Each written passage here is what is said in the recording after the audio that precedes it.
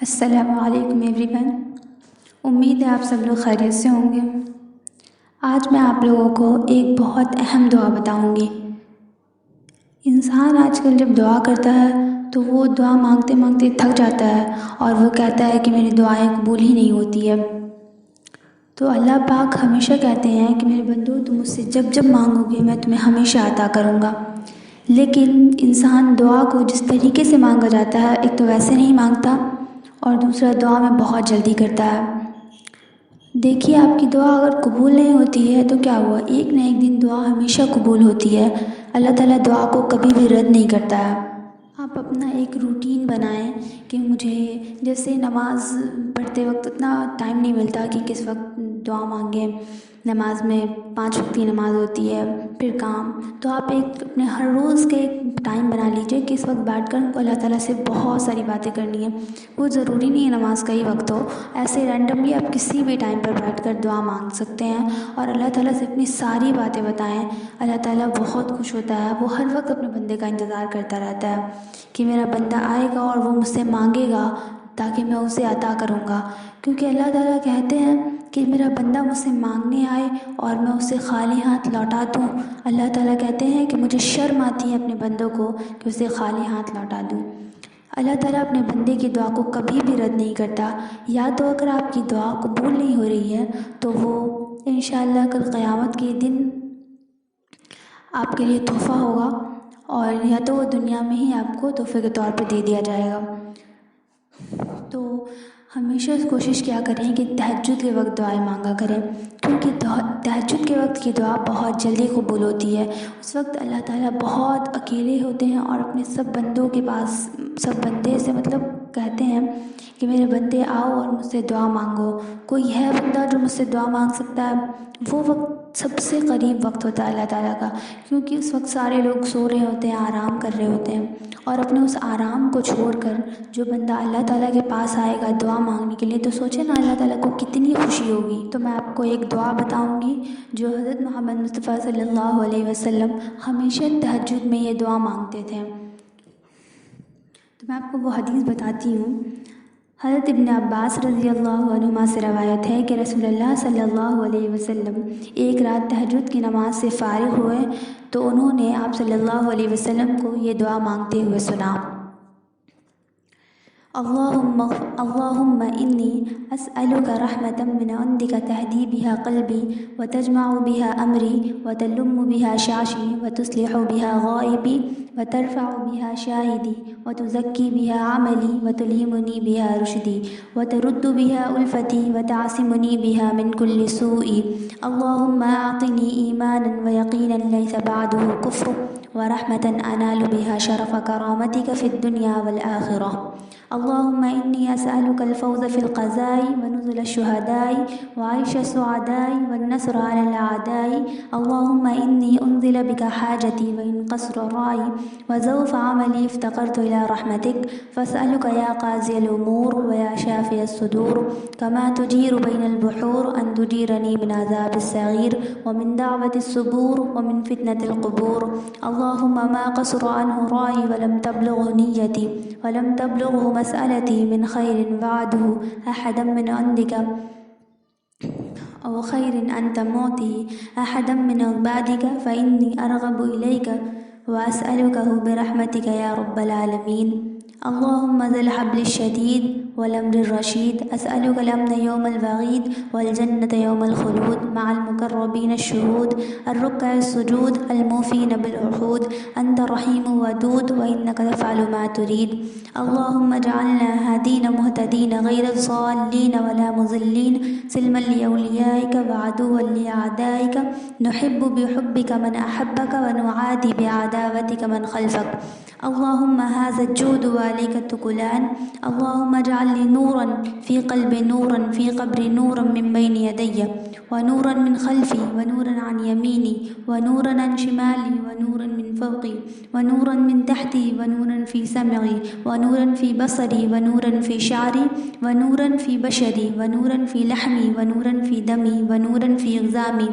اللهم أعظم لي نورا وأعطني نورا واجعل لي نورا سبحان الذي تعطف العز وقال به سبحان الذي لبس المجد وتكرم به سبحان الذي لا ينبغي التسبح إلا له سبحان ذي الفضل والنعم سبحان ذي المجد والكرم سبحان ذي الجلال والإكرام۔ تو یہ دعا تھوڑی کافی لمبی ہے، لیکن آپ پوری دعا سنیں کیونکہ دعا سننے میں بھی نیکی ملتی ہے۔ اور یہ دعا میں اس کو مینشن کر دوں گی، آپ اس دعا کو یاد کر لینا، ورنہ تو دیکھ کر ہی پڑھ لینا۔ یہ دعا بہت ضروری ہے اور میں اس کا ترجمہ بھی بتاتی ہوں۔ جب اس کا آپ ترجمہ سنیں گے تو آپ کا ایمان بالکل تازہ ہو جائے گا۔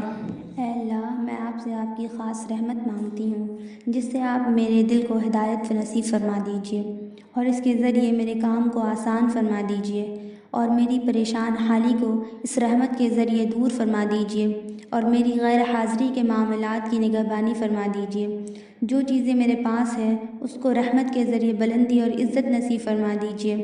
اور میرے عمل کو اس رحمت کے ذریعے شرک و ریا سے پاک فرما دیجیے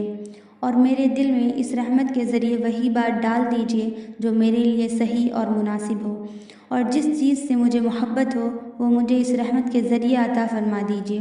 اور اس رحمت کے ذریعے میری ہر برائی سے حفاظت فرما دیجیے۔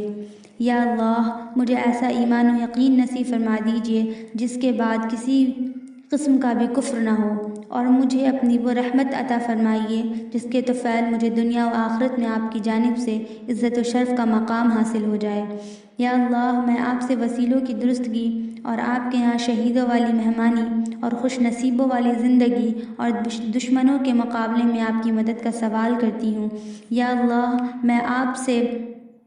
آپ کے سامنے آپ کی حاجت پیش کرتی ہوں، اگرچہ میری عقل ناقص ہے اور میرا عمل کمزور ہے، میں آپ کی رحمت کی محتاج ہوں۔ احکام بنانے والے اور دلوں کو شفا دینے والے، جس طرح آپ اپنی قدرت سے ایک ہاتھ بہنے والے سمندروں کو ایک دوسرے سے جدا رکھتے ہیں کہ کھارا میٹھے سے الگ رہتا ہے اور میٹھا کھارے سے الگ رہتا ہے، اس طرح میں آپ سے سوال کرتی ہوں کہ آپ مجھے دوزخ کی آگ سے اور عذاب سے، جس کو دیکھ کر آدمی موت کی دعا مانگنے لگے، اور قبر کے عذاب سے دور رکھیے۔ یا اللہ، جس بھلائی تک میری عقل نہ پہنچ سکی اور میرا عمل اس بھلائی کے حاصل کرنے میں کمزور رہا اور میری نیت بھی اس تک نہ پہنچی اور میں نے اس سے اس بھلائی کی درخواست بھی نہ کی ہو جس کا آپ اپنی مخلوق کو کسی بندے سے وعدہ فرمایا ہو، یا ایسی بھلائی ہو کہ آپ کو اپنے بندوں میں کسی کو دینے والے ہوں، اے تمام جہانوں کے پالنے والے، میں آپ سے اس بھلائی کی خواہش کرتی ہوں اور آپ کو اس رحمت کے وسیلے سے مانگتی ہوں۔ اے مضبوط عہد والے اور نیک کاموں کے مالک اللہ، میں آپ سے عذاب کے دن امن کا اور قیامت کے دن جنت میں ان لوگوں کے ساتھ رہنے کا سوال کرتی ہوں جو آپ کے مقرب اور آپ کے دربار میں حاضر رہنے والے، رکوع و سجود میں پڑے رہنے والے اور عہدوں کو پورا کرنے والے ہیں۔ بے شک آپ بڑے مہربان ہیں اور بہت محبت فرمانے والے ہیں، اور بلا شبہ آپ جو چاہتے ہیں کرتے ہیں۔ یا اللہ، ہمیں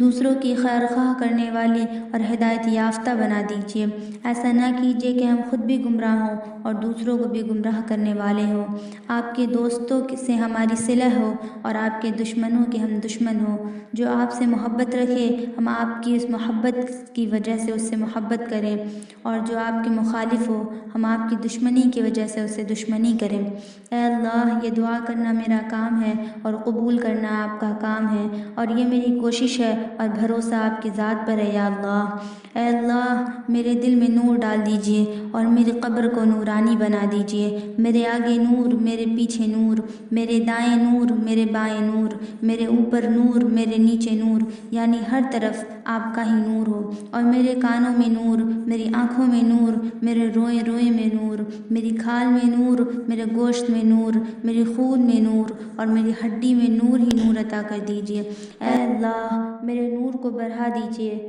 مجھ کو نور عطا فرما دیجیے اور میرے لیے نور کو مقدر فرما دیجیے۔